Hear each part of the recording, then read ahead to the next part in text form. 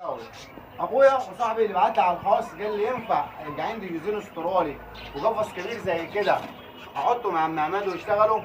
انا قلت له ينفع. في حد من الناس قالوا لا ما ينفعش.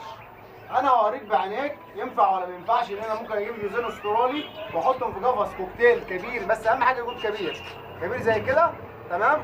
واوريك الانتاج. طب تحب الشغل؟ تعالى اوريك بعينيك. اتفضل تعالى كده يا باشا. بص يا باشا، دول دكارين، دول دكارين ماشي. وادي انتهى هنا اهي، اوريك بعينك ثواني.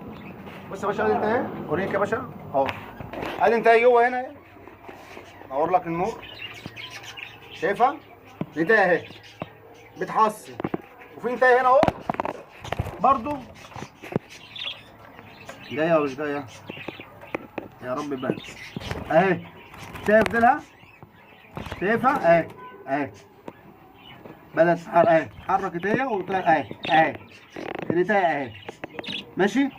وادي الجوزين تمام في مكانهم في دنيتهم ماشي. ادي القفص الكبير اهو ماشي، ادي القفص الكبير، وادي كل واحد تمام عند عشه ماشي. والجوزين قربوا يبيضوا.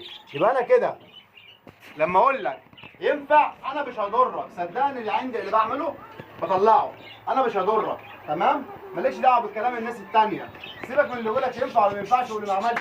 طول ما انت غاوي ما عملتش التجربه ما تقولش ينفع ولا ما ينفعش، لا، اعمل التجربه وشوفها. اول ما تنجح وتجيها 1000 اطلع قول بيها، مش عيب لما تقول فاهم سرك. اي نعم الغيه فيها اسرار كتيره في الانتاج بالذات في الفرخ، بس يا عم فمزها انا واحد من الناس طلع يقول لك اللي بعمله بقوله لك، اللي بعمله صورته لك وقدام عينيك.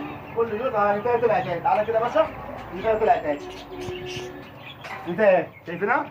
انتهى الصفرا اهي ماشي. ادي القصه وادي قص جوه تمام، والاثنين الله اكبر عليهم. دي مش اول مره اشغل واطلع تمام حاجه زي كده.